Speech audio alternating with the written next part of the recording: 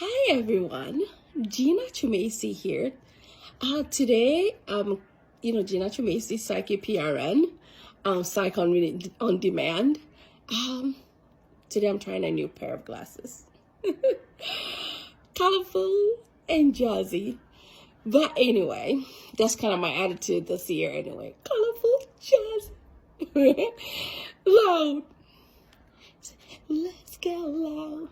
Let's get loud. Well, anyway, I diverted. So today I'm going to focus on silence no more. Especially as women, we have been taught culturally to be silent about certain things because of our culture, certain things like maybe in our relationship, in our marriages, with our children, with our own lives, with our health.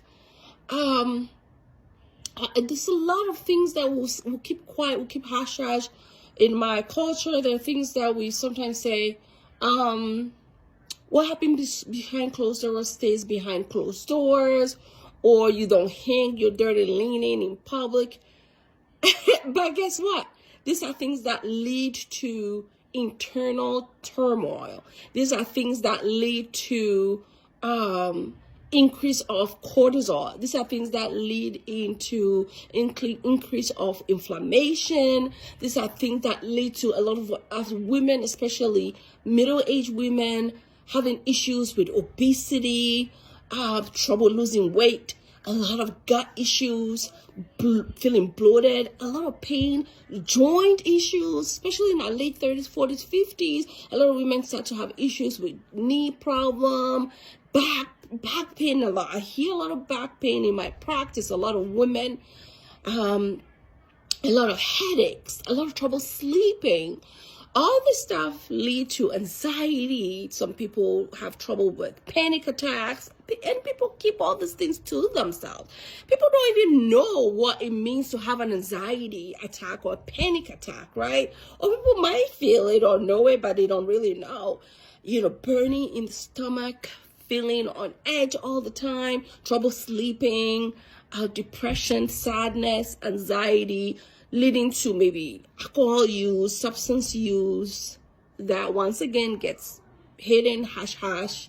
A lot of issues with diabetes, high blood pressure, leading to even things like cancers, right? There's a lot of increase in numbers, especially women, breast cancer, right? A lot of these cancers, colon cancer become a big issue, breast cancer, ovarian cancer in a lot of women, especially women of color.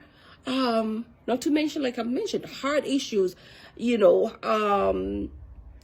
heart attacks don't present the same in women as it presents in men. It's very silent in women. The presentation, like the pain on the right side, the palpitation that is typical in men is different in women. So my point to say this is, we hide a lot of things. We keep it. I'm one, culturally, because of our culture, communities we grow up in, our religion is huge, right? Pray about it, keep it, maybe talk to your pastor about it.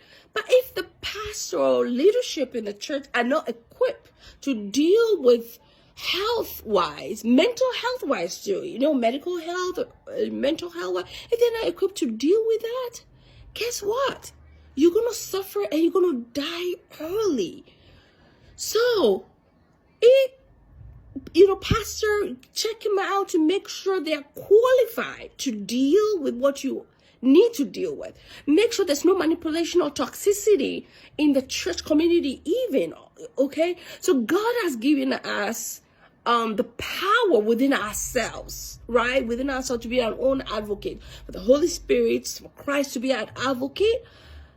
We don't really need a middle person. You don't need a pastor to pray for you. Yes, it can be your support person, but they have to be qualified to speak on your behalf on certain issues, or to advise you, say, oh yeah, keep it, just hang in there, just pray about it, just keep waiting.